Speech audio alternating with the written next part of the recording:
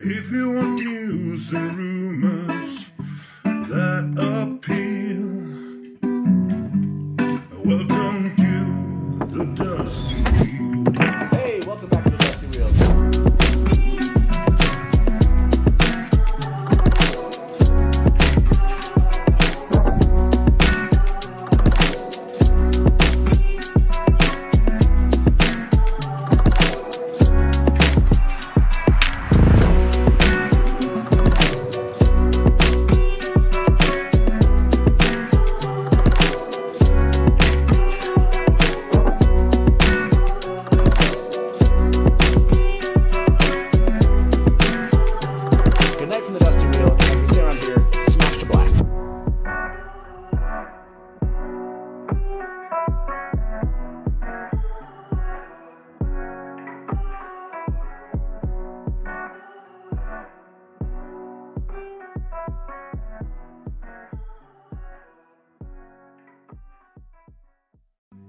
If you want news and rumors that appeal, welcome to the Dusty Wheel. Hey, welcome back to the Dusty Wheel.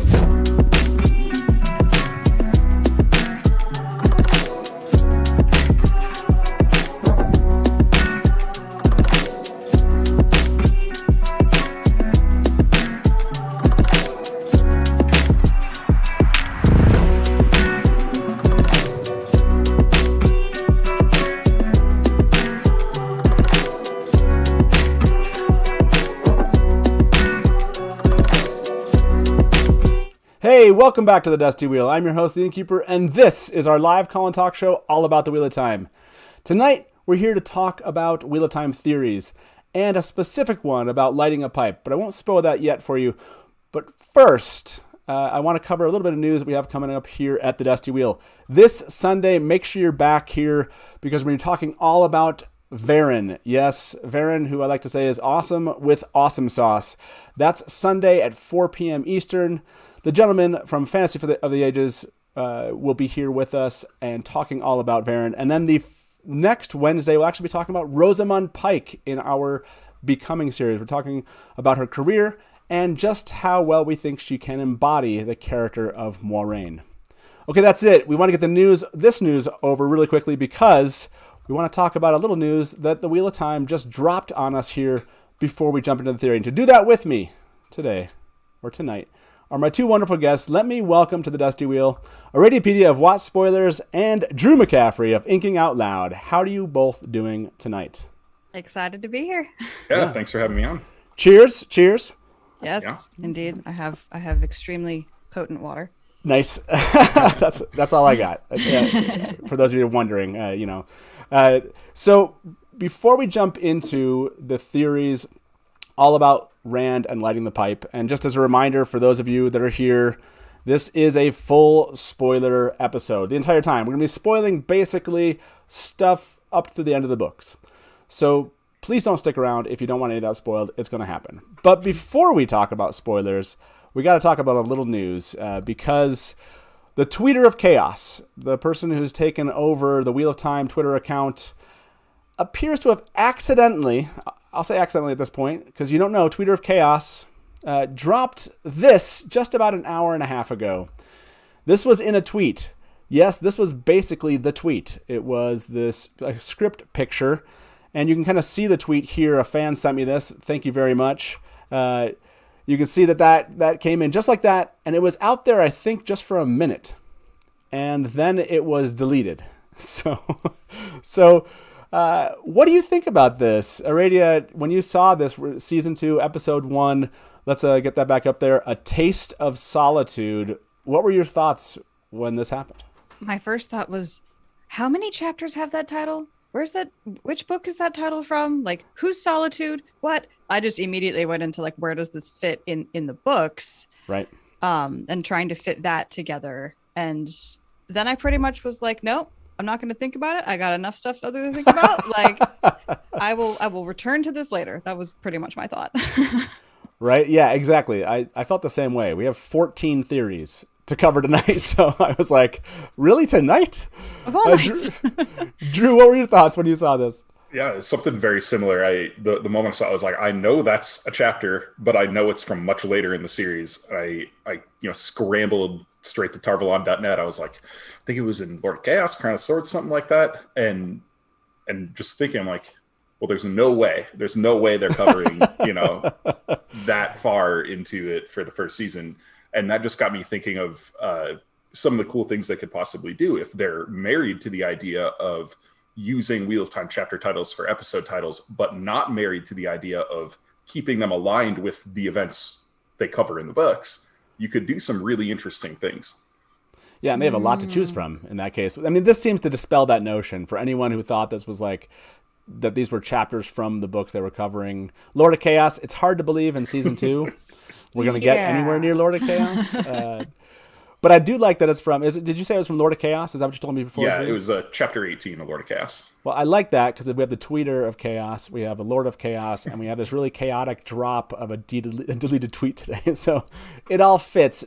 Now, A Taste of Solitude, before we jump to the theories, I do want to hear, do either of you have a theory about what this might be kind of portending to us? A Taste of Solitude, where would that be as far as starting off a season 2? I think it's Rand trying to lose himself in Faldara, and perhaps including the scene where Egwene sits on him. Okay, so you think this is in Faldara? Okay, yeah, go ahead. I was thinking something similar, or when he's running away in Dragon Reborn, the book without Rand in it. I could see this being kind of like setting up the opening of Dragon Reborn, where he's like, I'm so alone, I need to go run away to Tyr and do all of that, because that would allow us to, be through the first 2 books' major arcs and into he really has to embrace being the dragon, and he's not comfortable with that. Right. Yeah, I think that's possible. I mean, it seems to make sense from everything they've told us right now as far as where this is going, the season 1 is going. We know that near the final couple of episodes sound like they're hitting in Faldara, like all that stuff. So it feels like we're kind of getting Faldara at the end of season 1. It would make sense to kind of start up there, a Taste of Solitude. But again, we get in this trap of kind of directly correlating the words to mean exactly what we think it means, Yeah, it could just be an awesome chapter title, and they threw them all into a bag and just started pulling them out. Like, lots of these titles are really lyrical and evocative, and they could go anywhere. Right, like Taste of Solitude, it could be Logain. Totally. Maybe it starts in Tarvalon, and it's Logain, and it's kind of an arc there of what's going on, and maybe Solitude is in that way. Solitude is post. Maybe he's been gentled at this point. I don't know. I think there's like other ways that you could kind of dig into that interpretation. I'm kind of curious. I'd love to see in chat. We don't have time to bring them into the show today. I did want to show this piece here. There are like 2, I don't know, metallic plates or what these are. When you zoom into this image that they dropped, it kind of looks like we have an eye in the middle of both of them. I can't tell if that's like a hinge or some type of clip. I see a next hinge, to it. like You a see a hinge? fancy Okay. book leaf, like those really fancy ornate books with like the fancy, I don't know, I'm just gonna say fancy a whole bunch, and you guys will know what I mean. It looks like a hinge to me. So I this did come up. So a hinge, I like hinge, and you just said leaf. I guess I hadn't looked at it, but it does. The 6 sides to this does kind of evoke a leaf type shape. And I saw a Waygate key is one of the ideas that Bard of the Red Hand I saw had posted. Is that where you were going, Drew, with this? Yeah, that was the first thing I thought. I was looking in that kind of middle trough where there's, at least to me, it looks like the trefoil leaf. Stylized, obviously, but that was the first thing. I mean, I saw people talking about like, oh, maybe it's a seal. I was like, there's no way they're going to make this a seal and miss out on the iconic, symbol of the Aes Sedai for that. So I like Joe Perry said, that's clearly a guitar slide. I mean, I can see what he's saying, I like this is Loyal's journal, if you will. Totally. These are fun ideas. Varen's book Ter'angreal, where something that's thrown. Yeah, I love the ideas people are throwing up in chat. Okay, so we had to touch on that. Really interesting. I have no idea. I know I saw people. I said accidental. We don't know. It does seem, again, and maybe I'm just too naive, but I think about automating tweets, and I just think of somebody like putting together a tweet that's supposed to go out maybe next What Wednesday, and they clicked like tweet versus save. I don't know. I'm just like imagining something like Who that among happening. us has not done that? right, exactly. This obviously brings back the German Prime Video account that had a little whoopsie-daisy the other weekend when they dropped like the full clip of, or full first look at Moridin. And so I did throw a poll up here. I asked people who did it better, the Tweeter of Chaos. And I want to let the Tweeter of Chaos and the German Prime Video account know that so far Tweeter of Chaos is winning this poll. Fans are at like 52%, basically over 48% of who dropped this random Wheel of Time tweet better. So well done, Tweeter of Chaos. You have lived up to your name. So Rajesh just said, and the Tweeter of Chaos is fired already. Hopefully not. Hopefully not. Hopefully this was not actually accidental, or if it was, they understand and they're enjoying all of the pandemonium that they've caused among fandom. So, I mean, any news is good news, right? When it comes Exactly. to us, right? We're just gonna like, yeah. Yeah, I agree. And tonight, though, obviously we're here to not talk about that. We're here to talk about Rand and lighting the pipe. How did Rand light this pipe? Now, before we jump into what I've told people are 14 different theories, before I ask you both for your opinions of how this happened, I'm going to set the stage, if you will, read some quotes from the books, from Robert Jordan. I want everyone to be on the same page while we begin theorizing. So this first one actually comes from the epilogue. And I'm just going to read this. I'll try to be quick about this. Rand breathed a sigh of relief as he left Codswain behind. She did not raise an alarm, though she had continued to study him as he put distance between them. Glancing over his shoulder, he noticed her walking off with some other Aes Sedai. She worried him. She probably suspected something he wished she did not. It was better than her raising an alarm, though. He sighed, fishing in his pocket where he found a pipe. Thank you, Olivia, for that, he thought, packing it with tobacco from a pouch he found in the other pocket. By instinct, he reached for the one power, to light it. He found nothing, no Sidene in the void, nothing. He paused, then smiled and felt an enormous relief he could not channel. Just to be certain, he tentatively reached for the true power. Nothing there either. He regarded his pipe, riding up a little incline to the side of Ter'angreal, now covered in plants. No way to light the tobacco. He inspected it for a moment in the darkness, then thought of the pipe being lit. And it was. Rand smiled and turned south. He glanced over his shoulder. All three women at the pyre had turned from it to look directly at him. He could make them out, though not so much else, by the light of the burning body. So again, hopefully those of you that are just listened to that or read that, you're not here if you haven't read all the books, because that kind of spoils some stuff. Now, about this moment, Robert Jordan did say this. He said, he was answering a question. He said, first off, a small correction. I have never said that I had already written the last scene of the last book. I have said that I could have written the last scene of the last book in 1984, and that if I had done so and now chose to write it again, some of the wording might have changed, but what happens in that scene would be the same, now as then. Given that, as envisioned in 1984, the last scene would have ended with the word world. Today, it might end with the word turns. Now, what does that tell you? Not much, I think. Thanks, Robert. He also said about this, in fact, in the last scene of the last book, I intend to set a small hook for what some may see as future books. But I'll walk away and not look back. One thing that has irritated me with some books is that come the end, all the characters' problems are solved, all the world's problems are solved, and you might well sit the whole place on a shelf and put a bell jar over it to keep the dust off. When I finish the Wheel of Time, I hope to leave the reader feeling that this world is still chugging along out there somewhere, still alive and kicking. Okay? I like that he says there that he left a little something, a hook. And now, we don't know if the hook was the pipe, but I like that he added that. And then the final one that we want to cover right now before we dive in here are two tweets related to what Brandon said. Kirsten, I think Jessenberg, this is on Twitter, had asked Brandon back in 2013, which scene is the last scene that RJ said he wrote first? Obviously, wrote wasn't the right word to use there. But Brandon replied, the pipe scene. And then Mike Ball asked, how did Rand light the pipe at the end of A Memory of Light? Brandon replied, I know no more on this than fandom does, I'm afraid. RJ did not explain.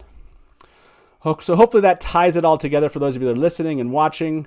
The last scene that Robert Jordan said he knew from back in 1984 when he was conceiving the books, the scene was what Brandon connected to the pipe scene.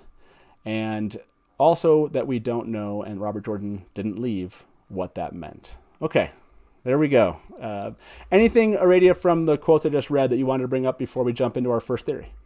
Not really from the quotes, but just that that's one of the first things Min says to him when he asks her what does she see around him. One of them is a pipe. Oh my It's gosh! one of the totally very forgot first about things, that. and it's like you're saying, he knew that he would have written it like this, or would have written this in the 80s. It's like, yeah, clearly, because that's one of the opening things Min ever brings to the story is this pipe. That's so good. Oh man, I wish I had that quote. That's awesome. That's an awesome addition to this. Yeah, it definitely, you can see all the planning that went into this and the awareness of that being the end. Drew, anything that stand out to you from those quotes, or just as part of this before we jump into the theories? Yeah, on a little bit of a sadder note, but that final, tweet from Brandon saying, Robert Jordan didn't explain. Hearing at JordanCon 2 years ago now, the kind of the full story around why or how he never explained, from Maria saying that she had a list of questions that she was, going in and visiting him in the hospital and asking him, and that was on the list of questions, and she ran out of time on that Friday, and she said, okay, well, I'll go in on Monday and ask him then, and he passed over the weekend. No, that's the story? Yeah. Oh my gosh. That's rough. Wow. Overall, just, really sad. Not for fandom, just overall sad circumstance. But yeah, how interesting. And thank you very much for those of you that are here. Before we jump in, we have 14 theories to cover. We're going to break these down. We're going to talk about them. We're going to interface with you in chat. If you are somewhere else but not here on YouTube with us, jump on over here and be in chat with us so we can see your comments. We'd love to interact with you there. And if you are here for the first time, we'd love to have you follow us here at the Dusty Wheel. We do live Wheel of Time shows about twice weekly. And please do like this video so other fans right now can join this conversation. It's a lot of fun to do this live. But thank you very much for being here. Okay, the first theory we are going to cover, which is actually, I believe, the most common theory that I've heard, and we phrase it around here, Tar Pocket. That's right, Tel'aran'rhiod Pocket. Now, what does this theory mean? The way this theory goes is that somehow Rand can almost has like a bubble, if you will, of Tel'aran'rhiod around him. He's able to manipulate the real world, as though you might even think like when the horn of Valir is blown, and it kind of creates this, if you will, this pocket, and he has access to Tel'aran'rhiod through this in some form or fashion. So that's our first theory here. Drew, let me go to you first. What are your thoughts on Tar Pocket? I think it's actually a pretty good one. It's not what I personally think, but I think it's a really solid theory, and there's some subtle support for it in the scene with Nynaeve in the epilogue when she's talking with Aviendha, and my cat is throwing things around. But she, she's confronting Aviendha, and Aviendha basically just says, he that was wounded has woken from the dream, and that's all she says about it.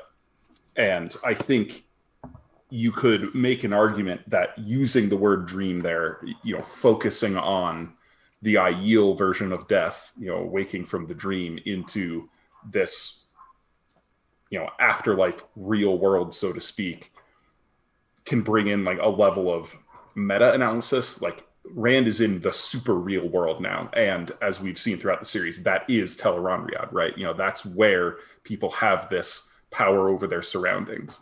So if you want to get like really, really nitpicky on some word choices, I think it's a solid theory. Yeah, I think I agree, and I love that you brought that quote in. Aradia, what do you think about this theory, Tar Pocket?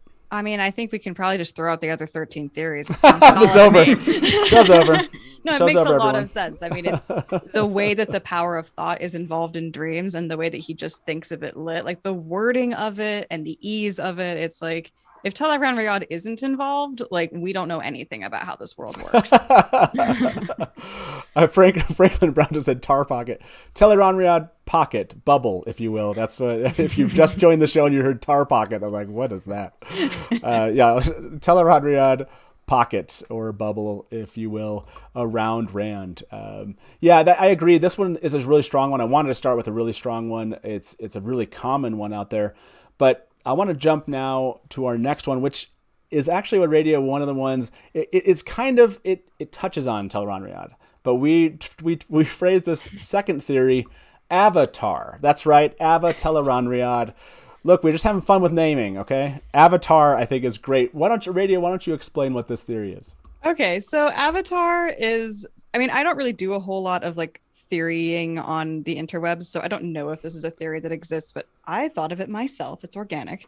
And it's basically, I guess what Avienda said, it really supports the tar pocket idea that Rand woke from the dream, as per Aiel beliefs, and now he's living as a Tel'aran'rhiod being in the real world. So not that there's a pocket around him, but that like himself, he is of the dream world and existing in the real world. That's kind of always been my headcanon. Yeah, I like that you took tar pocket and you flipped it inside out or something. I don't know. That didn't really work. But I like the idea that, yeah, it's almost a being of Tel'aran'rhiod that happens to be in the real world, which I do like that twist on that theory. Drew, what are your thoughts here? AvaT'A'R versus, or as compared to tar pocket, what do you like about it? Yeah, I like it a lot. I think it has a lot of the same merits as the Tel'aran'rhiod pocket, and I think it has I don't know, maybe a little more utility for the story, especially given Robert Jordan's quote about like leaving the idea open for a future story. Not that he ever planned to write it, but that this gives an opportunity for a story.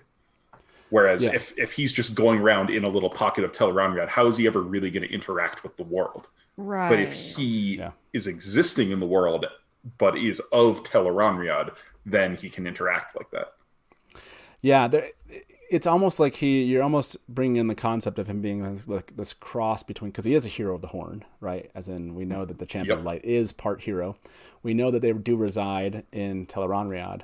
And so we know that they are creatures of Tel'aran'rhiod, if you will, while they're waiting rebirth. But he is just able to step into the real world, if you will. And he's an embodied hero of the Horn, but still connected. I don't know. Yeah, I love AvaT'A'R is a good one. I hadn't ever twisted it that way. I love that idea. I'm kind of curious so far in chat here.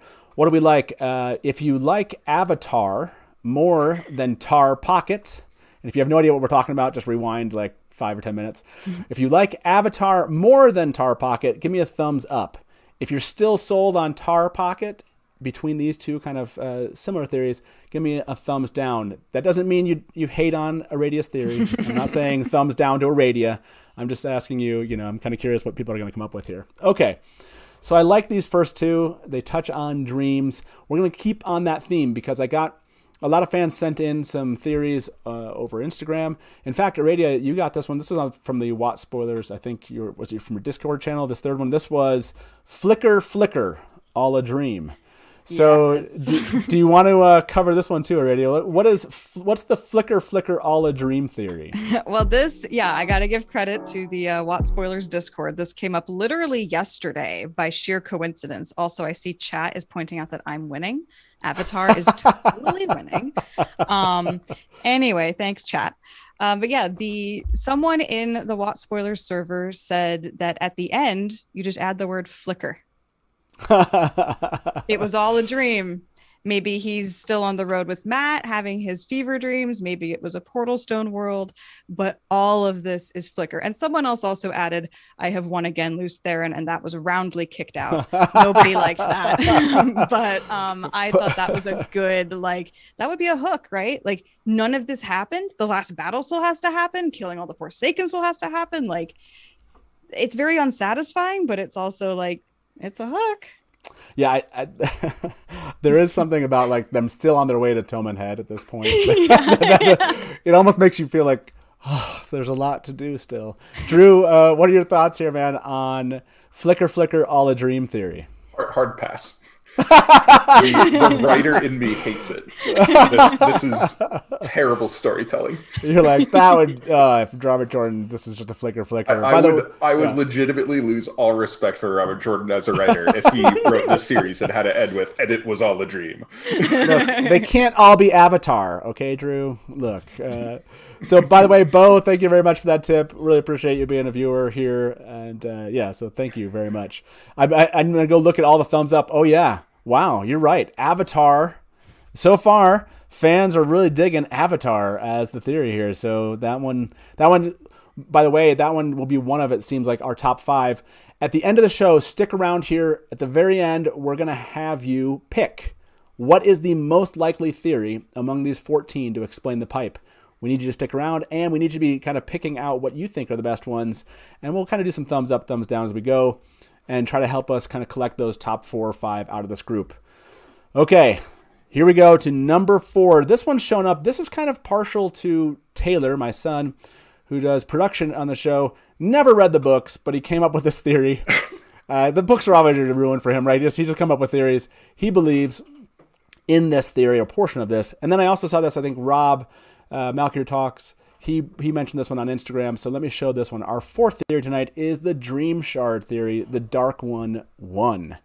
So the way, obviously, this theory goes is that what we're experiencing at the end is not a victory for the light. It was actually a victory for the dark, and they're all being kind of hoodwinked a bit, and that this is not actually happening in the way that they thought it did. So this does tie in your dream world. It does tie in what Drew hates about writing. The idea that this would be like, well, the dark one just wins and it's a dream shard. That sucks. Aradia, what do you think about this idea, this mixing of the idea of the dark one won and a dream shard with explaining the lighting the pipe? I'm curious if that means that like everyone's like actually in like matrix tanks as like batteries, or if Yes, exactly. this is actually like going to be like a long game, like, and then the world falls apart over the next 5 years. I'm kind of curious, like, where in that we're going. Like, would it stay good or would it degrade quickly? Yeah, there is something. Daniel Green just said in chat, nah, bro, the pipe lit rand. Two Rivers Leaf, bro. Okay, so Dreamshard, it does have that kind of like, that would suck as an ending. However, I'll be honest, it would be a nice twist to, and then the forces of light won again, another story. Yay. I don't know. So there's something that appeals to me about this idea of, that maybe Robert Jordan was like, they'll never know the dark one actually won this turning. And there's something about that appeals to me. Drew, I still get to see this look of distaste on your face. It's not as bad as the it was all a dream thing. But I have a problem with it more in the sense of just, we got to see what the Dark One would do if he had the ability to put everybody in essentially a dream shard and rewrite reality for them. And this is not that. So yeah, but maybe he was just like the Matrix, just learning like what type of world you need to set up so people believe in it and keep going. That's what was happening. This is why I drink. Yeah, not a fan overall. It's just. By the way, I saw Taylor just posted in chat 4 thumbs up. Yeah, Taylor definitely supports this theory. Okay, for those of you that are watching, kind of curious, we've done 4 here so far. AvaT'A'R is kind of leading out of these. Of the other 3, I'm kind of curious if you like Tar Pocket. If you were here, hopefully you're here, and that makes sense. You don't think this is like a Jim Gaffigan joke or something. Tar Pocket is another theory. We talked about Flicker Flicker, and we also talked about Dreamshard. Kind of curious. We panned kind of Flicker Flicker, so I'm not going to ask about that one. Thumbs up if you like Tar Pocket better than Dreamshard. Or thumbs down if you actually like the idea of the Dark One having won and that this is a Dream Shard. So thumbs down if you like the Dream Shard idea. Thumbs up if you like Tar Pocket better. Okay. Those are 4. Those are the first 4. There was a fun kind of rush through these. Now I want to bring this one in. I want to say this is one I see a lot from fans. Kind of touches on Tar Pocket a bit, but it's a much different twist. So the 5th theory we're discussing tonight is that this is the creator's power. and that Rand is actually weaving reality in ways you might just imagine that the wheel weaves.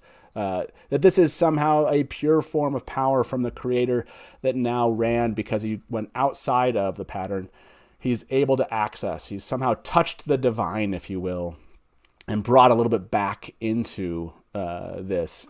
So I hear this one a lot, that this is somehow connected to the creator and connected to kind of weaving reality outside of the bounds of maybe the one power itself. So let me go to you first, Drew. What are your thoughts? Yeah, this is the theory that I personally subscribe to. I like the thematic idea of Rand learning from the conflict he had with the Dark One outside of the pattern, and not only learning this ability, but learning from the lessons of that battle, that struggle with the Dark One, to, instead of trying to reshape the world himself, he is simply accepting his role has ended and is going on with life, and sort of treating this as a little bit of a reward for his service. Yeah, interesting. Yeah, the Lights Champion rewarded by the creator with, a little. He's been upgraded. Never look for a lighter again. I've seen a lot of love for creator's power. I knew this was going to be a popular one. What about you, Aradia, about this one? When it comes to this being the creator's power and Rand weaving reality, almost like the creator of the wheel, what are your thoughts? I think it makes sense, because if he could weave the threads of creation to create scenarios in conflict with the Dark One, you'd think he'd retain a little skill, a little proficiency, a little touch of that. And this is not a huge reality bending thing. This is lighting a pipe, right? So it's pretty small potatoes after everything else he's done. I could see that ability sticking with him. I'm not a huge fan, but I don't see anything wrong with it per se. Yeah, I agree. I'm not ecstatic about this, but I do. It does seem to kind of check off all the boxes, right? He recognizes he doesn't have the connection to the power that he's used to, but then he thinks about it, and then it happens. It said he thought about it being that, and it did. That does kind of bring up this idea of kind of willing it into existence potentially, and just in the same way that the wheel can make basically anything happening in reality that it wants, if you will. Anything the wheel thinks. I know it doesn't think. It's not sentient in that way, but I do like that. It makes sense. It's kind of touched by the divine, like you said. Maybe it's not full on creator powers, but he walked away with a little kind of glow of some sort. Yeah, a little afterglow. A little afterglow. I've seen a lot of people love, people love this idea a lot. Although, Koala Garden said, nope, doesn't grab me at all. Again, I get it. Some people are fans of this idea, some are not. But this one is a strong one, I think. I'm seeing a lot of love for it. I feel like it definitely belongs so far in kind of among the top theories that people will choose from at the very end.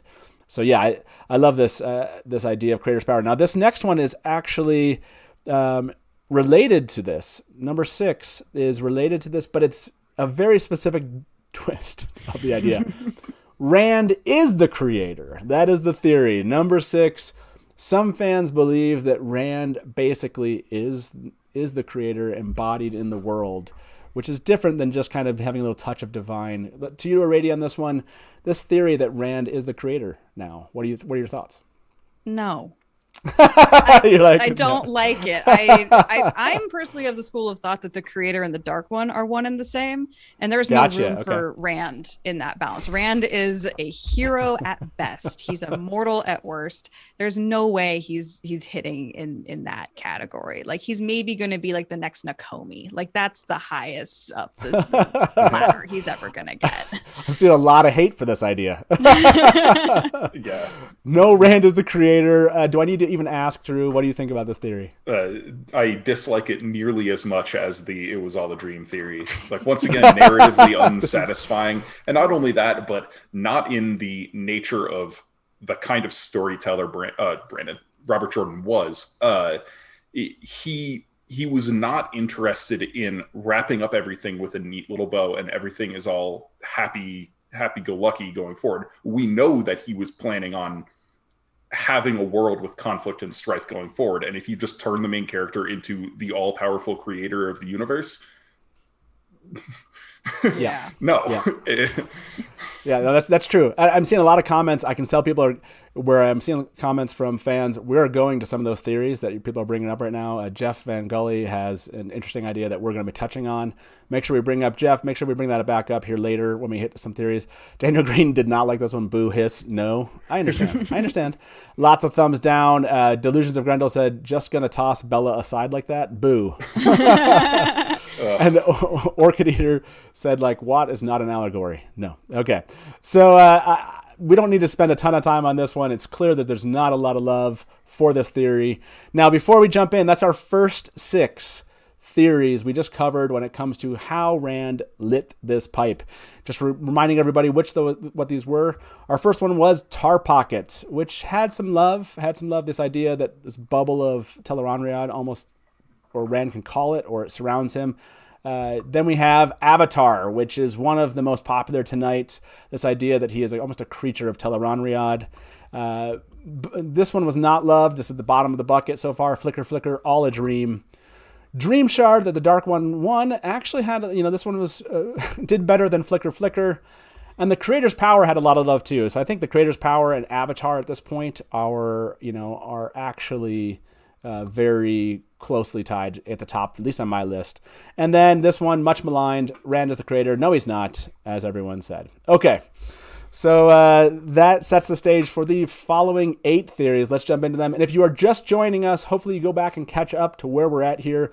Please do like this video. And yes, please do subscribe if you haven't. We love diving deep into Wheel of Time, and we do this live twice weekly, so we'd love to have you. Okay. This next one is actually one of my favorite theories. I think there's the most proof for this one, and I'm going to fight for this one to get in that top group, that Rand is the dragon, and he's one with the land.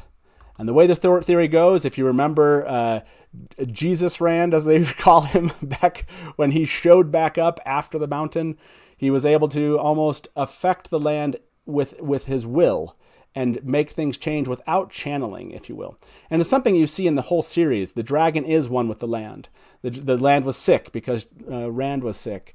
The Champion of Light has this connection with the land itself. So I love the idea that he still has that connection with the world, and that this was part of that thinking, his influence in the world. And he's still got a little, if you will, dragon sheen, just like we talked about, having a little creator glow. Okay, so that's my pitch for it. Yes, Zen Rand. That's right. Zen Rand is... So what do you think here, Drew, about the Zen Rand theory? That this is actually just a manifestation of him being one with the land? I do like it. Like you said, there's a lot of support for this throughout the series. We see so much of the change through the books mirroring Rand's change in psychology. And again, at the end of this book, we see the land blooming. We see, Rand has triumphed. His psychology is a much healthier place. And it would make sense to have him sort of achieve this apotheosis of his dragon powers and not need channeling anymore. Thus, his smile when he discovers, no, I can't sense Saidin anymore. I can't sense the true power. All I need is what is inherent to me. Yeah, I think it's really strong. I like that you brought that up. Almost the smile was indicative of, like, I don't have to deal with the true power and the one power. That's just too much. But the fact that I still have a little something, a little juice left in the dragon, and that the land still responds to me, I like that. Aradia, what do you think about this one?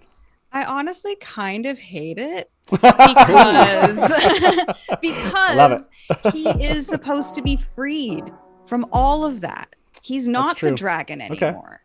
And so for him to still be tied to the land says he is still the dragon to some extent. And like, I think he wants to be not the dragon as much as he wants to be not a channeler anymore. And he can't go off and process what's happened to him, go to therapy, smoke some Two Rivers leaf, like whatever he needs to do. He can't do that. Oh, man. Radio, stop trying to convince me. I mean, I like it in principle, but I just feel like, again, I feel like it undercuts RJ's writing to have Rand still be the dragon reborn in any capacity at the end.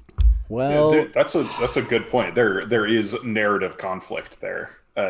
you could make an argument for it that's like, oh, well, what if he's just reaping the benefits of this without the responsibility anymore, which there's at least on some level, whatever the answer to this is, that is what's happening, is that Rand has been given this reward, so to speak.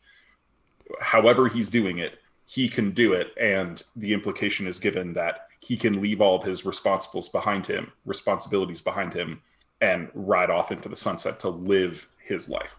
But okay, hold on. But maybe that's what Robert Jordan wanted you to think. And then he was like, but no, the Lights champion doesn't get to just relax and ride off into the sunset. That's what Rand wants.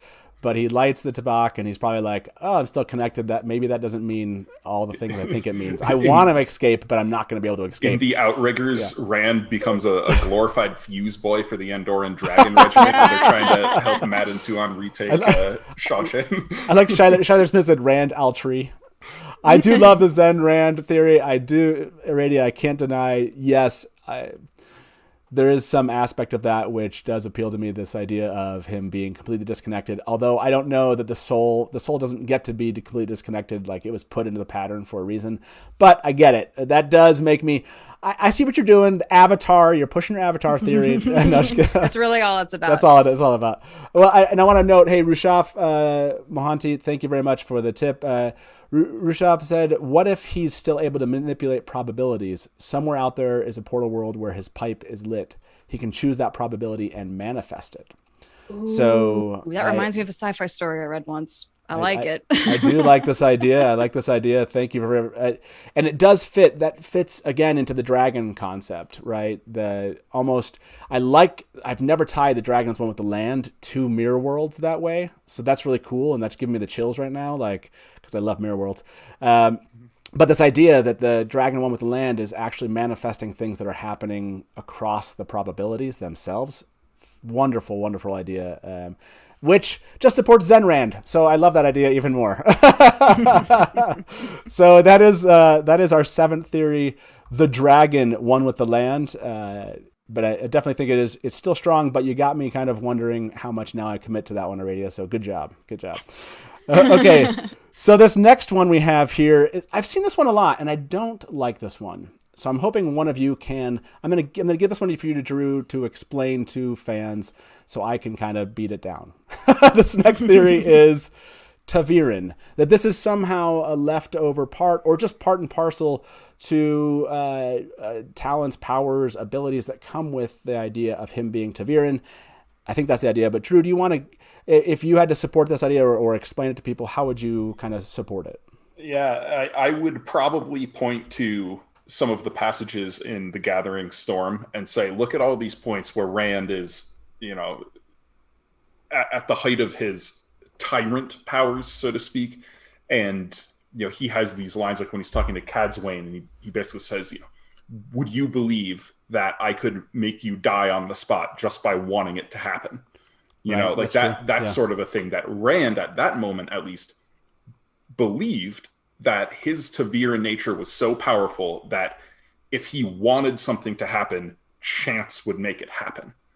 And I don't like that idea with you. I mean, it's no, but that does support it more. You brought that quote to Cadsuane, and that is pretty powerful quote. Aradia, what are your thoughts on this one? Are you leaning either way? No, I'm gonna put it back with the last one. Like it doesn't feel like he's supposed to get his reward of being divorced from all of this. He's supposed to not be ta'veren anymore. He's supposed to not have power anymore. And I don't like ta'veren powers hanging on after the last battle, kind of for anybody. I feel like the world is supposed to be a blank slate where people can make of it what they will. And for him to be ta'veren is just, blah.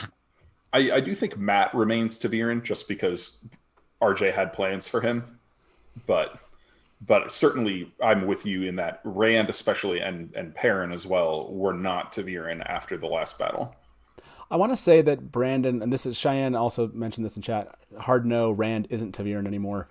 I want to say that Brandon was asked that question, and obviously we know, for those of you that perhaps you don't know, but Ta'Veren is not like something you persist in the entire life. Right. The wheel can bring you in, pull you in as Ta'Veren, make you Ta'Veren, and then unmake you as Ta'Veren. Take it away. And when it doesn't need you anymore. when it doesn't, yeah. So this idea of if he's not needed, then he probably isn't. I thought Brandon said something like that he wanted to think that he wasn't. I think he was along the lines of Aradia, what you were saying, which was like he's done.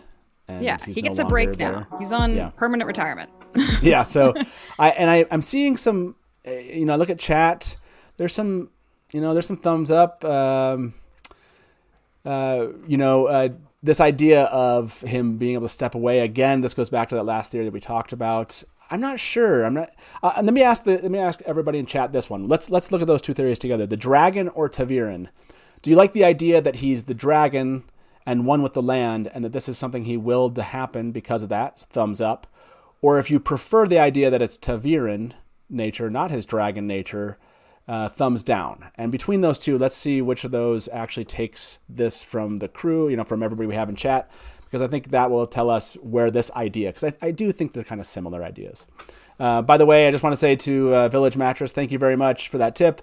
Village Mattress asked, so if the dragon is one with the land, is he still Ta'Veren? So in the midst of also being the dragon, you can still be Ta'Veren. They fill, because we know that Rand was the dragon and Ta'Veren together. So we know that those two things, at least in canon perspective, can be paired together. But I just see what you're saying. I feel like Village Mattress is asking those, or do they overlap? Aradia, do you think that those influences overlap? They could overlap, but they're not the same thing. They're not married together. You don't have to have them in lockstep or in parallel. They could overlap, but it just feels like too much of making Rand the protagonist of the Fourth Age, which is the last thing he wants, and I think the last thing RJ set us up to believe. Yeah, I agree. Yeah. By the way, I agree with that. By the way, Hopper pointed this out, and I don't know why that I didn't say this before. The pipe behind you, Aradia, is amazing.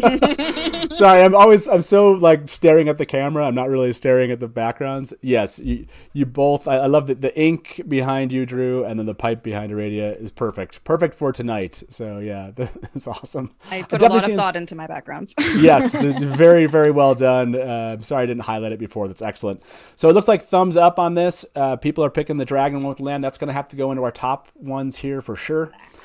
Okay, so we got 6 left to cover here. We're kind of running through these, but there's still a lot. Yeah, and thank you, Christian. Please do like this video if you're here.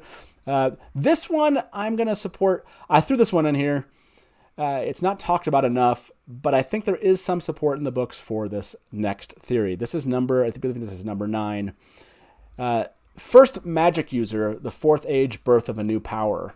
I like this idea because we know that Robert Jordan talks about ages without the one power, with the one power. We know there are other powers, other sources of power that are much more natural to the land, if you will. So that's talked about in the books. And so I like this idea that somehow whatever Rand has done by going outside the pattern, he's brought this back in with him, and all of a sudden he's kind of the forerunner of this new age and new kind of power. And this is like, he's just the first one, kind of like the Tamarilan or whatever, the first channeler, if you will, that ended the First Age and started the Second Age. Okay, so that's the general concept here. Aradia, what are your thoughts on this idea?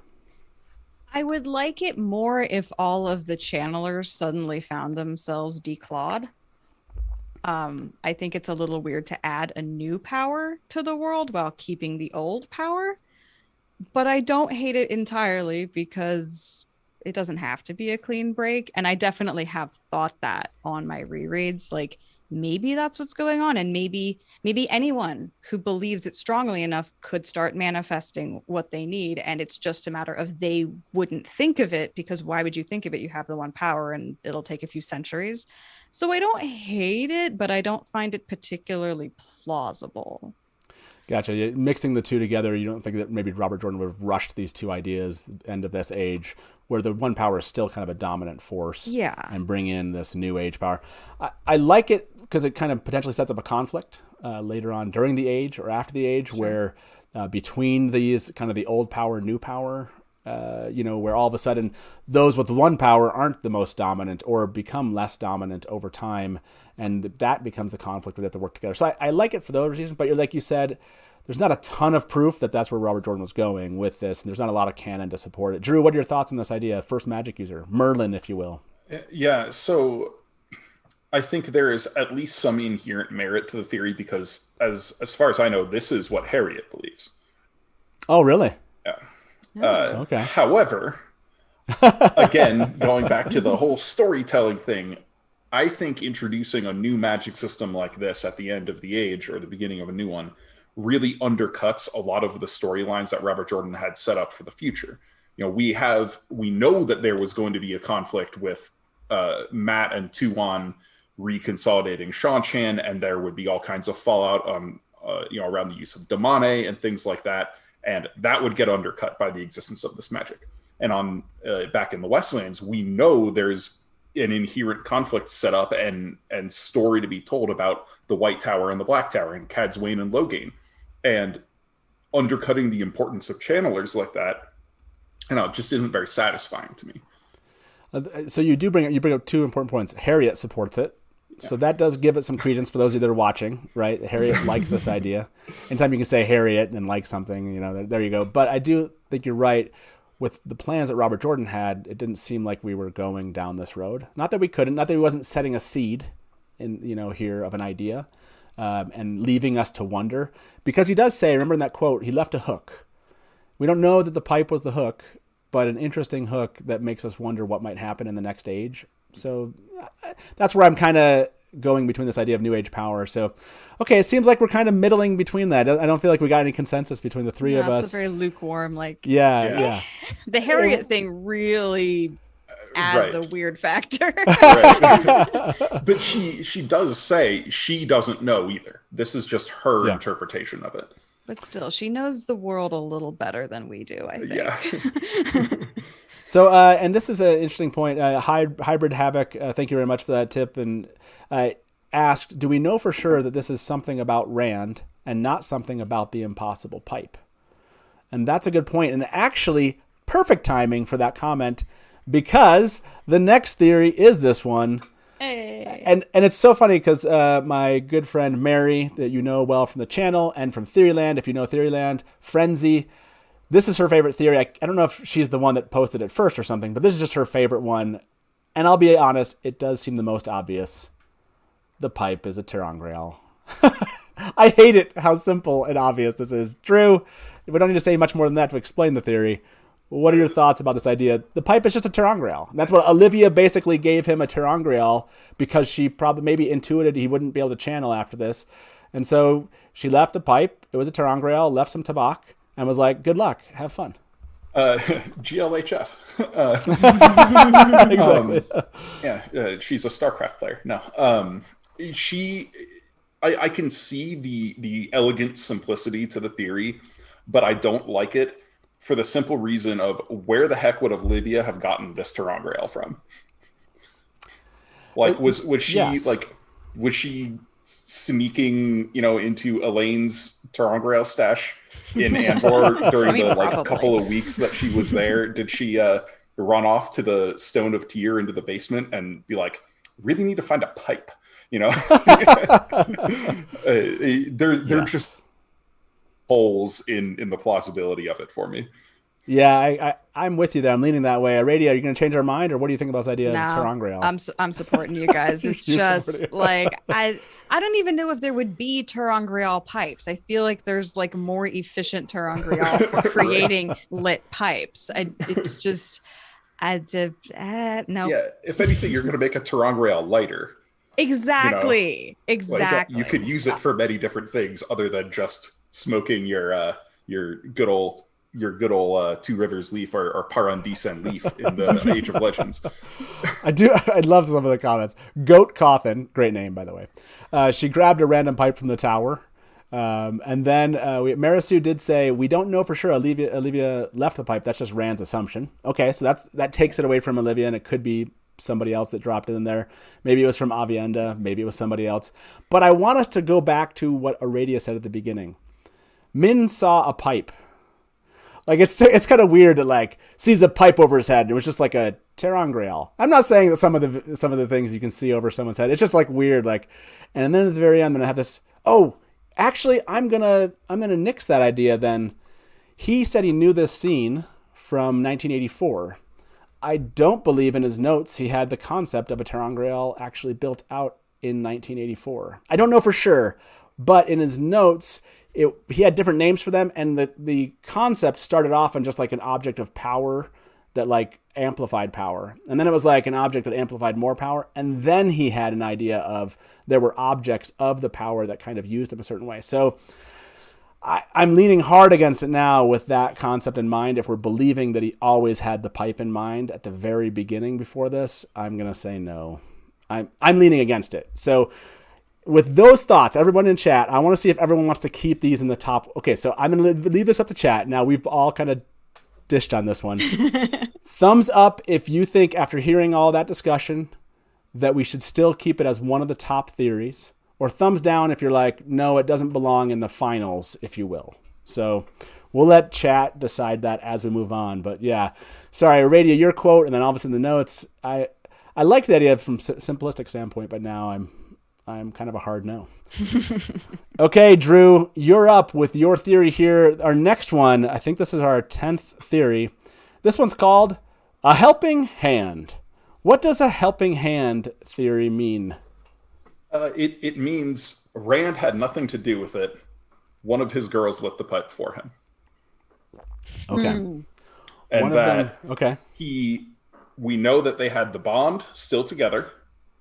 So he was very, very close to them at the time that it happened. And in fact, right after it happened, he turns around and looks, and they're all looking at him.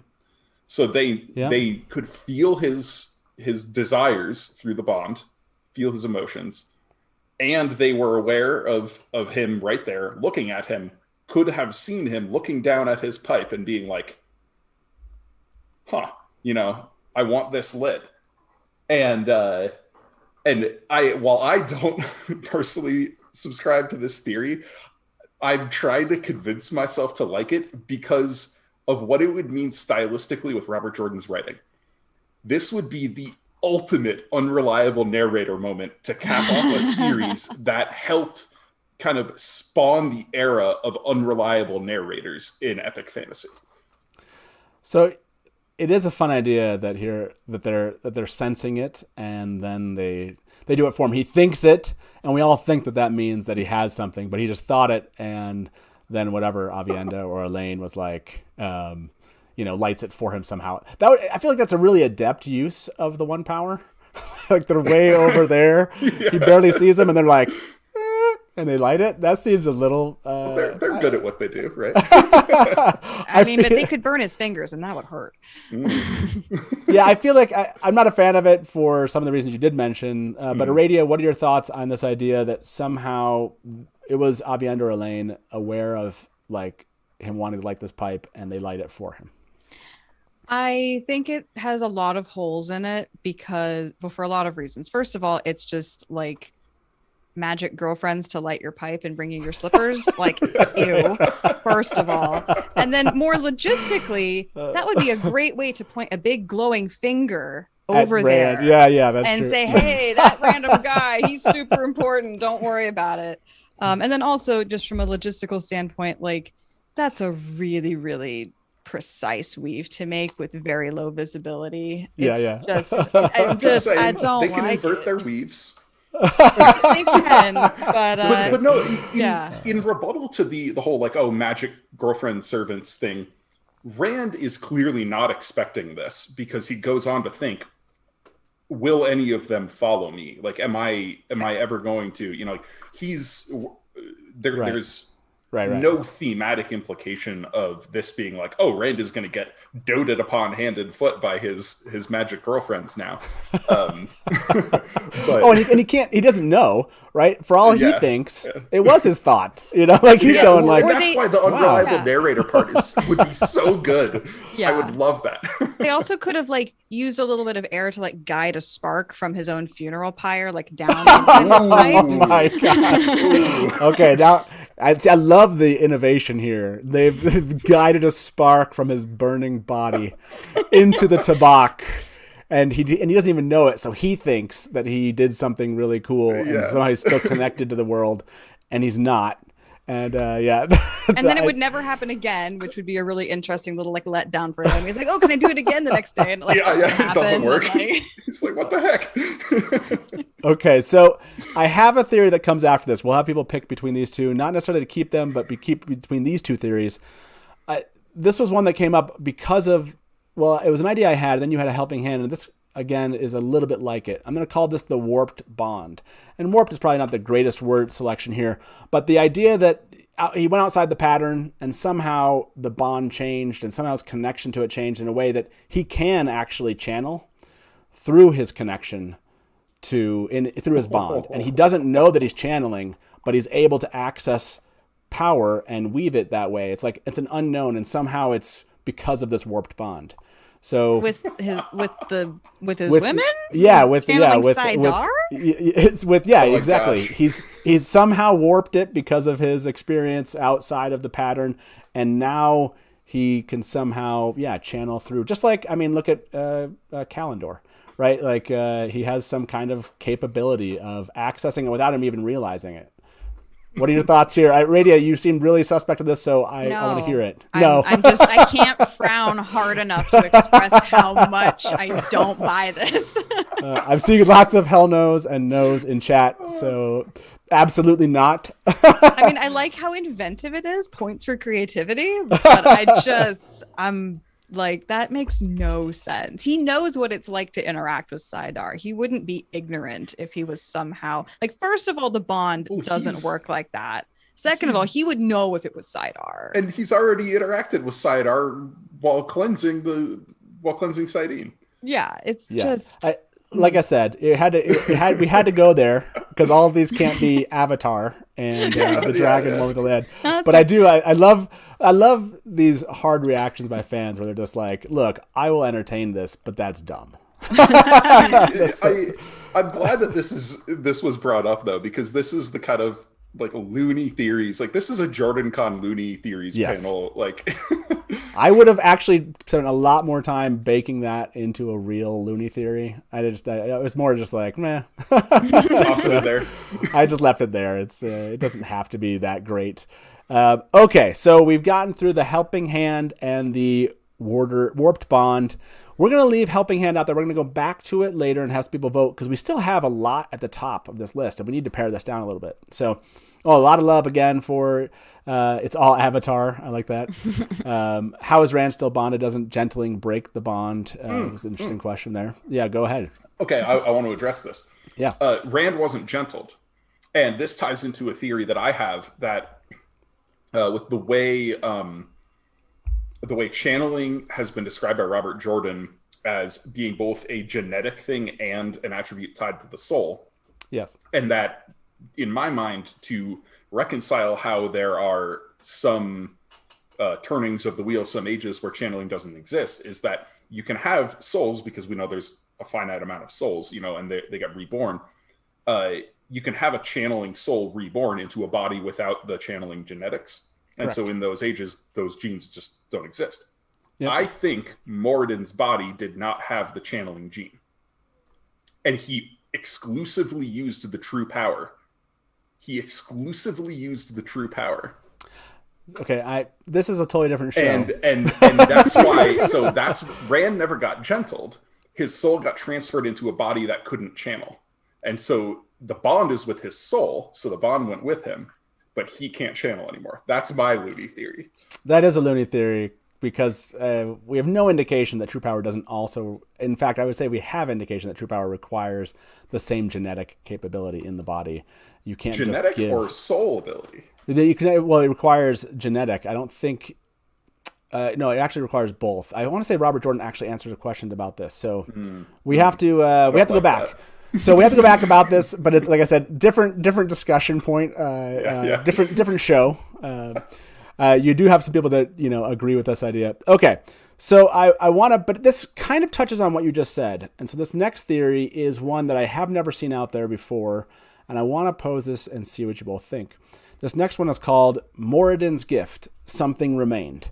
So this idea that somehow Moridin's body, if you will, whether or not it was gifted from the Dark One or something that Moridin or Ishamael ran into and got the capability to do that Rand inherited this ability from now embodying basically Moridin.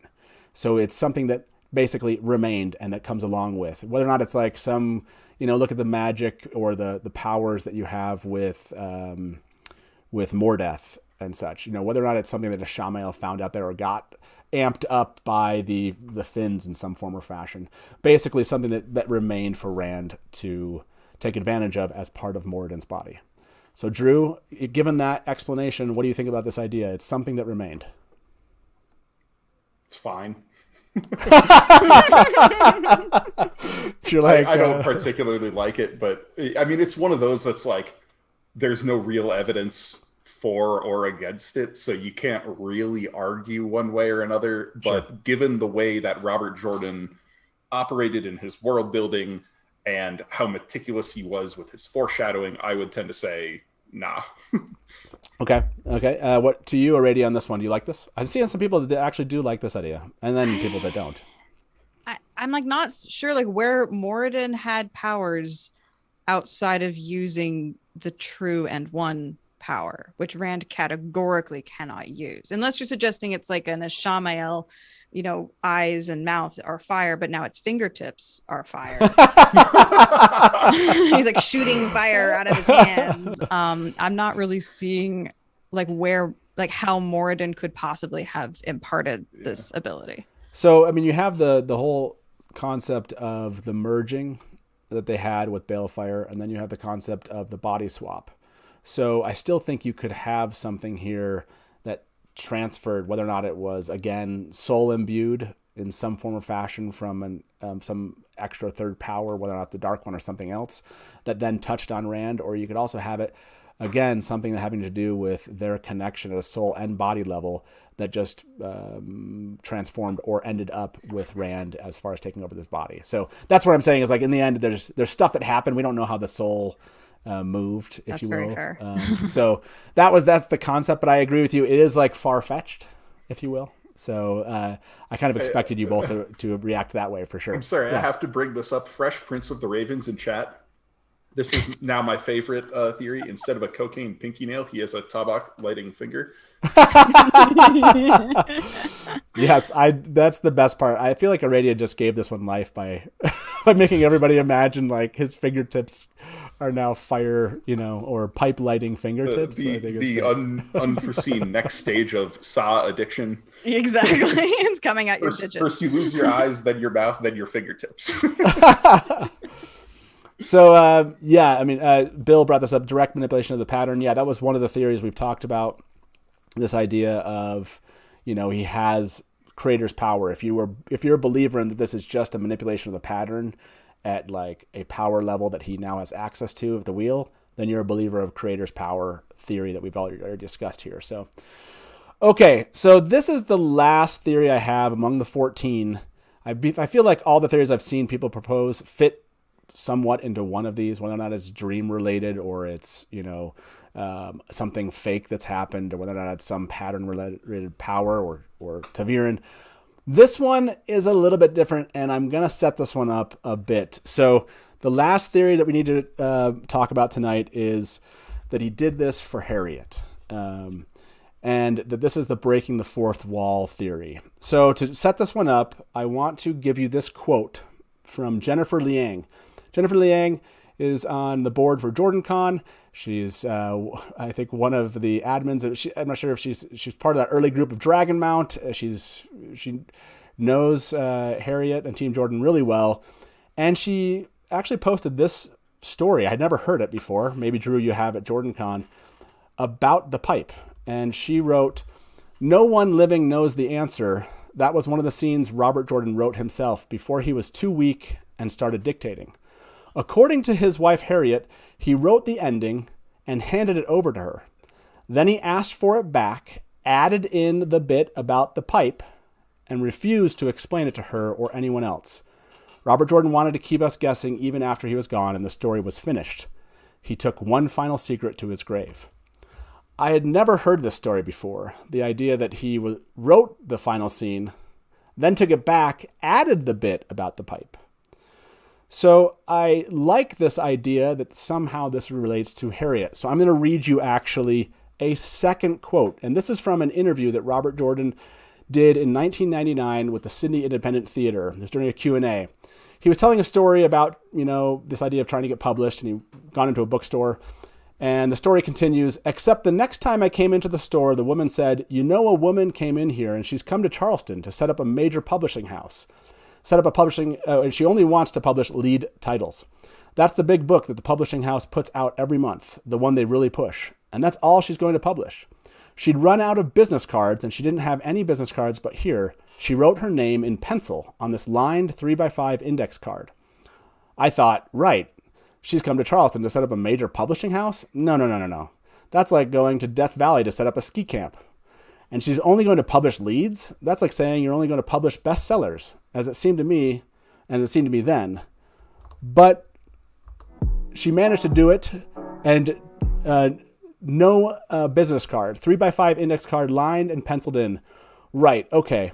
I stuck it in my pocket to be polite, and I went away. A week or so later, I found it in my office in the drawer where I kept my pipe and tobacco as I was loading my pipe. Shows how long ago it was. I thought, all right, I've got 10 minutes. I'll give her a call. So I gave her a call and found out that she'd been an editor, director of Ace Books, and had just celebrated being promoted to vice president by resigning. And suddenly, with that bit of experience behind her, I'd realized she didn't sound so much like a nut anymore. She said, I understand you're writing about a ripper and not waiting to lose the thread. I said, yeah, well, it's already been shown. She said, well, okay, I understand that. Well, why don't you come over and read it? Read me it and talk to me about it. Show me something. Talk to me. So I love this idea that the card, this was Harriet, obviously, that Robert Jordan met and married. I love the idea that the card that had her name on it, that he saw the card in a drawer with his pipe as he went to go light his pipe. And I love the idea or the theory that he took back the paper from Harriet and wrote a spot where Rand lit the pipe. How he lit the pipe, no one will know. And then he went on with his life. And this idea that Rand was leaving, and this idea that Robert Jordan knew that he was also leaving this world and leaving the light that who knows how it was lit, but it was lit by Harriet. And I love the idea that this was something actually for Harriet and not necessarily for the fans. And so that is my theory, that the pipe was symbolic of his relationship with Harriet, and that she would carry on the lit pipe after he was gone. So there's my theory. Aradia, what do you think? I mean, it makes no sense in the world, but I absolutely love it as a fourth wall touch to the real world. She's the spark goes on. It only takes a spark to keep the connection going. I love this just out of purely emotional, that's adorable, and I love it. Makes no sense, but I love it. Yeah, it doesn't make any sense in the world, but I love like I said, I ran into that quote about him finding the card that had her name on it when he was going to load his pipe. And then the idea that I read that other one where he took back the paper from her and added the part about the pipe. I love that it connected the two. Drew, what are your thoughts? I'm trying to piece it all together. There is obviously sentimental value to this. But I'm trying to reconcile the fact that he had the pipe in Min's viewing in the eye of the world. Sure. And to me, him taking the paper back and adding in the pipe is more this is a guy racked with a life-ending disease and forgot to include it when he was writing the scene. Sure. That's possible. And put it in. I'd love to think that he made this super meta gesture to his wife, in what he knew was going to be his final work on Earth. But I can't quite make the puzzle pieces fit. Well, the thing I would say along with that is, I think he did connect that pipe to his wife, and the idea, he knew the last scene was going to be Rand, coming back and then leaving. And the idea that it already fit in other words, that it was already part of it. It just had added symbolism later. And like you said, perhaps he hadn't added it in there. Now, I'm not trying to sell everybody on this theory. It was just an interesting, was an interesting connection outside of the book, right? It's breaking the fourth wall. It's I like the symbolism. I've seen a lot of people post this in chat. Regardless, a lot of people were like, "This is now my headcanon." I mean, that's It wins on pure sentimentality. yes, yeah, exactly. And I like. Exactly.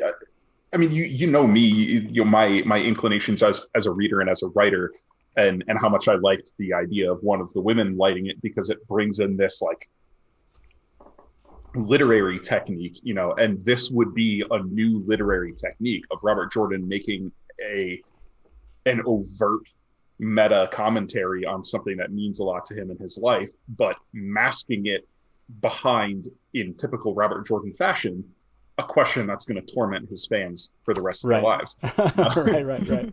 What greater testament to his love for Harriet than to just bother us all? to make sure that she was constantly reminded, that she was constantly asked by people after he was gone about the thing that she knew had significance for her.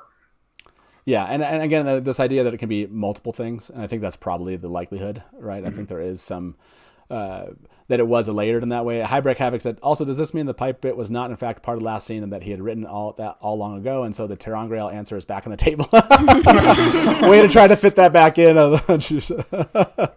Okay, so those were the 14. I know that, like I said, there's shades of all these theories out there. You know, someone's going to say, well, he didn't cover my exact theory. It's going to be covered in one of these kind of ideas that we've brought up here. I'm almost 100% sure.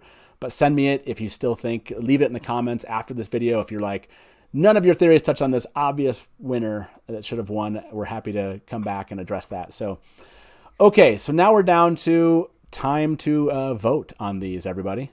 Let's figure out we need to figure out what our theory are. What do you think, top 4 Aradia or top 5? Well, I mean, we're going to have a hard time deciding, so probably less is better. That's right. Okay, so we have AvaT'A'R. That has to be in this list. So number 1 is going to be AvaT'A'R. Now, the Dark One Dreamshard, that seemed to have gotten some support, but not a ton. So I'm going to put that kind of at the bottom of this list so far. Creator's Power, that seems like a really... I'm seeing some shaking of head. Okay, yep. Creator's Power looks good. Dragon One with the Land, that feels like it has to be there. Yeah. That one from everything else. Now we have left here, because I've taken out the ones that people were just like, no. We have Tar Pocket. We have First Magic User. I'll admit First Magic User is a fun one, but maybe not at the top of that list.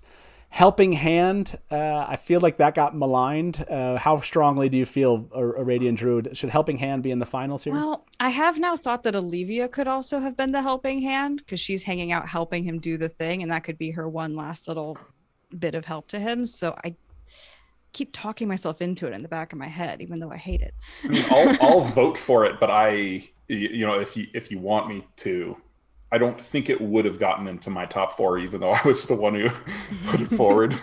I like the meta literary aspect of it. Yeah. So I feel like putting Jordan's Breaking the Fourth Wall is too sentimental. We can't put that in the running. No, that one just wins in its own category. Yeah, that one can just already be part of what your thoughts are. And I think we should rename that officially and call it Harriet's Pipe. Yes. Harriet's Pipe. Okay, Yes. that's the Harriet Pipe one. Yeah, and I agree. That one's just can be and can exist alongside all of these. I'm seeing Tar Pocket show up as one of the people believe deserved to be there. Okay, so I'm gonna have everyone pick between. Now I see Frenzy's in there talking about Ter'angreal. When I asked everyone if they thought that Ter'angreal should be there, there was an overwhelming thumbs down for Ter'angreal. So I don't feel like it can be in our top 5 here.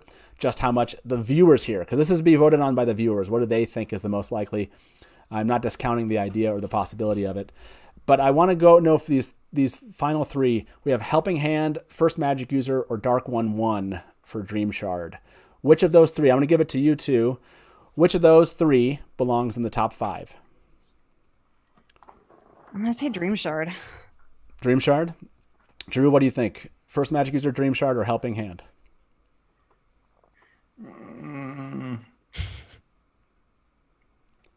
First Magic User. Oh gosh, okay. So it's down to me. I think between those two, I think I like the idea of a first magic user more so than I like the idea of the Dark One winning and it all being a dream. So sorry, Aradia, I think I will pick that one and lean towards the first magic user. Okay. I'm going to take my wins with AvaT'A'R being so Yeah, I mean, successful. AvaT'A'R is right there, right? Okay, so everybody, these are your 5 you have to choose from. Taylor, can you get a poll ready? We're going to put a poll in chat. You've been all wonderful sticking around. I don't know how many of you are still here, but thank you for being here. Taylor's going to add a poll. You're going to answer this poll with 1, 2, 3, 4, or 5. Okay? So those 5 options here are going to be, and by the way, I'm sure like I did this in like a Word doc and it's going to mess me over, but like I hate it when it like puts the numbers in for you and you're like, no, don't give me the numbers. Yeah. I need to type those in. Yeah, it's not going to let me. Okay, so here we go. Oh, and you know what? I can do this. I'm going to do this in a text file. That's right, everybody. Here we go. This will be really quick. I'm going to put this list in this list so you remember what these options are into chat, okay? So here you go. Those of you that are watching or listening right now, you're not going to be able to vote, obviously, because if you're not in chat, you can't vote. So come on over here if you're still listening and it's live. Those are your options. I just posted this in chat. Don't vote just yet. Taylor, Taylor, and you just need the options 1, 2, 3, 4, and 5. Oh, okay. So just you're just going to say pipe theories can be the topic, and 1, 2, 3, 4, or 5. That's just, you don't have to type anything else other than choosing the number. You don't have to type in AvaT'A'R or Creator's Power, the Dragon, One with the Land, Tar Pocket, none of that. Just check that list out. Don't vote yet. I see people voting. You won't. There's The enthusiasm is too real. Yeah. You're already showing us your votes. Don't vote just yet. Those are the options. Taylor's going to put the vote into. Yeah, there's 5 options, Taylor. But they're all like they're all jumping at it. Stop voting. Yeah, you guys aren't going to be able to see what the options are. There it is. Now it opened. Okay, 1, 2, 3, or 4, or 5. Let me remind you what the options are. You have remember you have to put exclamation point, vote, then the number. Oh. Exclamation point, vote, then the number. So if you just put the number, we're going to give you time to fix that. So if you see other people doing it, exclamation point, vote is one word, space, the number. And now I have to remind myself what the options were. Yeah. Okay, so your options, remember, are number 1 is AvaT'A'R. It's the AvaT'A'R theory. This is number 1, AvaT'A'R. Number 2 is Creator's Power. Number 3 is the Dragon, One with the Land. And number 4 is Tar Pocket. And number 5 is First Magic User. So those are your options. Let's see. I haven't voted yet. What am I going to vote here? I love First Magic User because I pushed that one. But what do I think is the most likely? Shoot. I'm okay. Just flip a coin. A I'm going to 5-sided coin. vote there. Sorry. But, Yeah. okay, so yeah, just a reminder again, if you haven't voted, JD, make sure you add exclamation point vote and then space and then the number. This guy in chat, make sure there's a space between the word exclamation point vote and space, then the number. And Andrew Berenson, what about Hot Pocket? Yes. It's somewhere between those. I loving all the voting here. Thank you very much for being here. I vote 6. He was burning Peter. That doesn't count. That's not an option. You can't cross the fandoms like that. Okay, so there's been a lot of votes, a lot of interesting votes here. Keep voting for this. Now I want to go to you. What do you think's going to win? Aradia, between these 5, what did you end up picking? I went for AvaT'A'R Oh, of because course, I right. really, really like it. And I also saw a lot of people like it in chat, and I like picking the winning team. I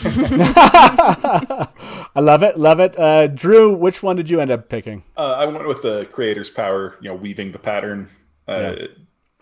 Obviously, it's the one I believe personally, and I think it's like Aradia. I think it's pretty popular.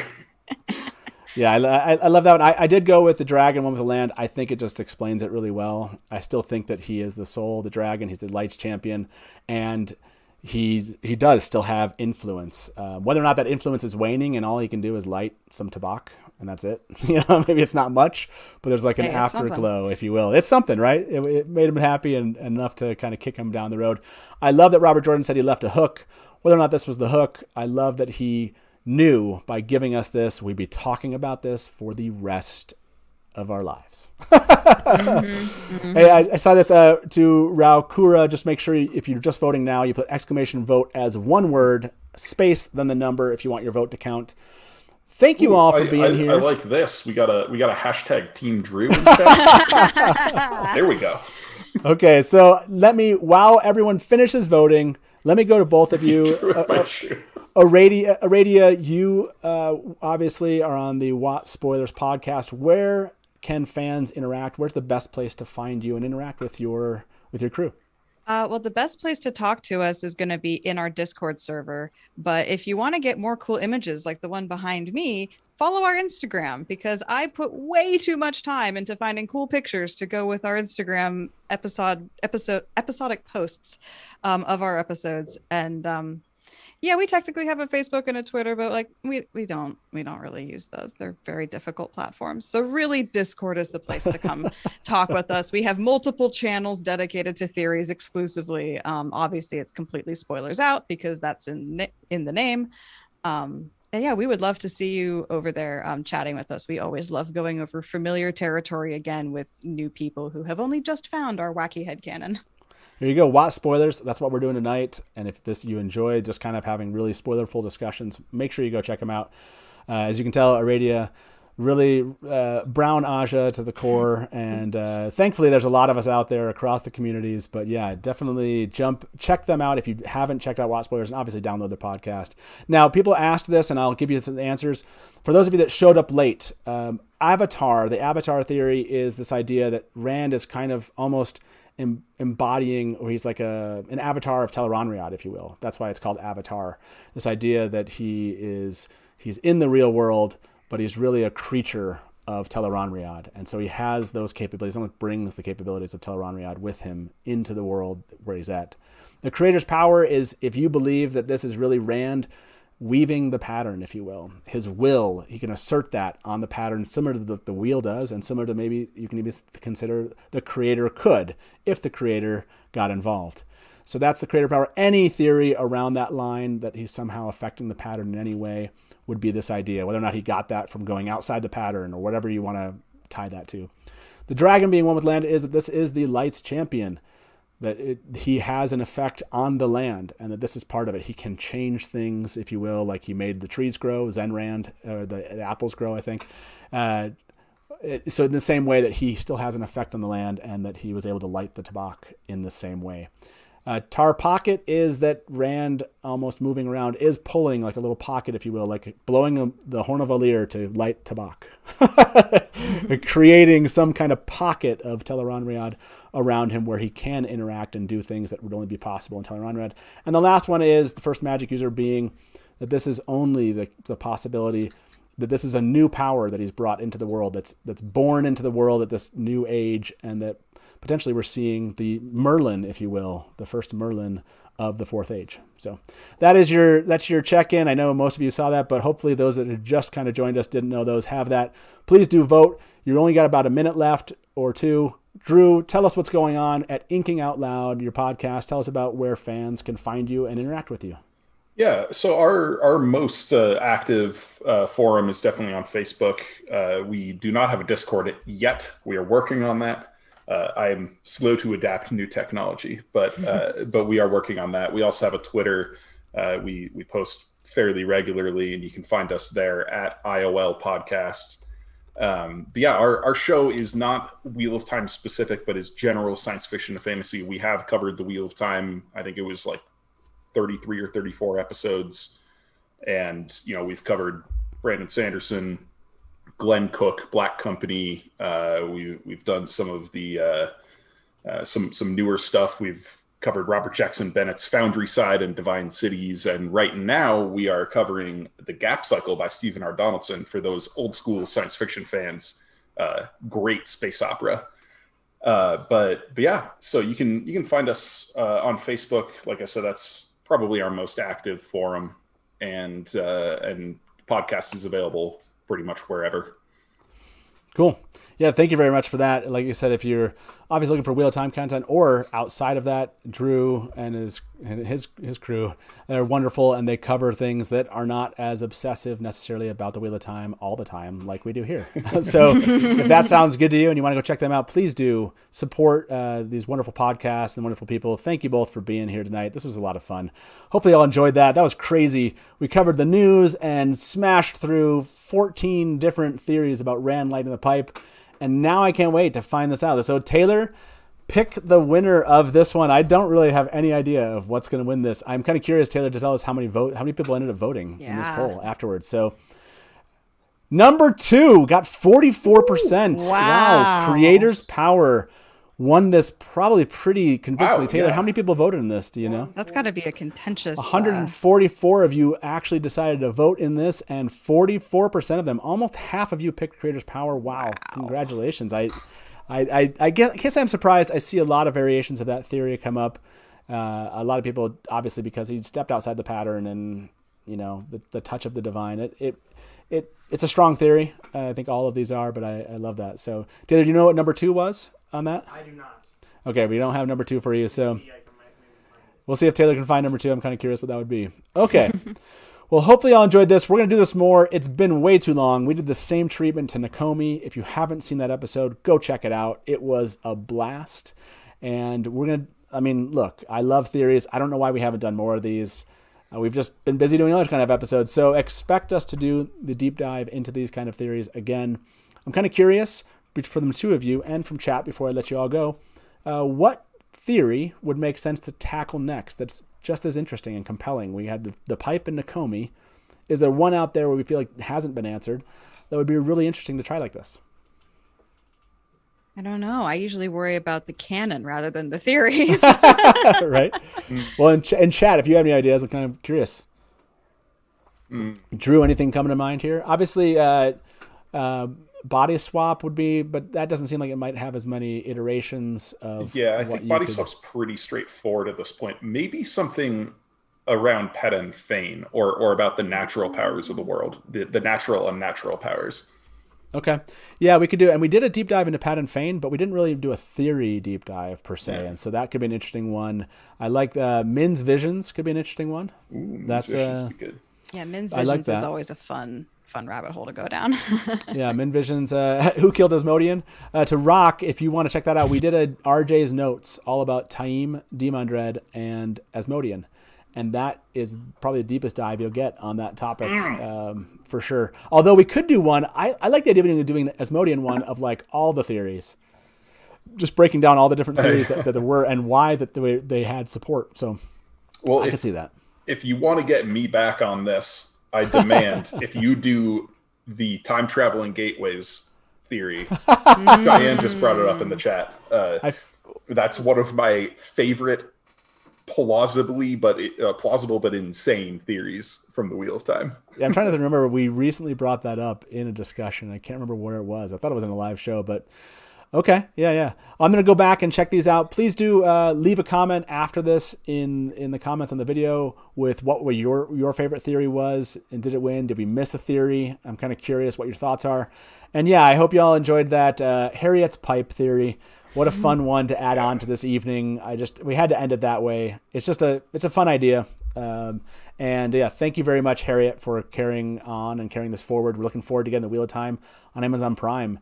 And I can't wait for that. That's gonna be a blast. Whew. Thank you both. That was awesome. Thank you. This was really fun. Really glad to be invited back to talk about stuff. It was awesome. Always a blast. Awesome to see you both. You're wonderful for making time. And thank you all who watched this. We will do these again. I'm going to check out chat after this. If you have ideas about what theories you'd like us to cover, you want to leave it in the comments afterwards in the video. That would be easier for me to find. But I'll come back and look at chat and see what your ideas were and catch up then. Okay, everybody. We'll see you back here at the Dusty Wheel on Sunday talking all about Varen. And thank you very much, Lodgekeep. Appreciate that tip. He said, thank you, Innkeeper and guests. So thank you, everyone in chat, tippers and non-tippers alike. You're all lovely. Yes, you're all lovely. Yeah. You're all wonderful. Yeah. So thank you all for being here. Welcome. Yeah, it's been a blast. Have a good one, everyone. As we say around here, good night from the Dusty Wheel, and smash to black. Welcome to the you went right to kill it. Look at you, you're all ready. You're just done. I mean, this is like this is one really of the well. biggest scenes. And now I'm like, great, my turn. And if you don't like that, and you want to say, well, Robert Jordan could have made the two rivers all white. He could have, but he didn't. So, Just complimented me on my dress, and as you can clearly see, I'm Sad. not wearing one. I see I like Nakomi that. as something along the lines of a Shidar Haran analog. For the it does make sense why it outlasted the breaking. Yeah. See, this is why I have Therese in the show, because she's going to correct everything that Hey everybody, welcome to the Dusty Wheel Show. What? Meme Off Challenge. Yay! Cherub's like baby face mounted on like a huge body. So like all This of is a not sudden, just it's a like, wow. traditional fantasy, right? There are sci-fi And elements. just a for moment those that are ago, kind of interested. Rafe tweeted something. So let me get my guest in here with me. And Probably, I would say, put in 70, 80% of the work. I got to be over the shoulder and be like, no,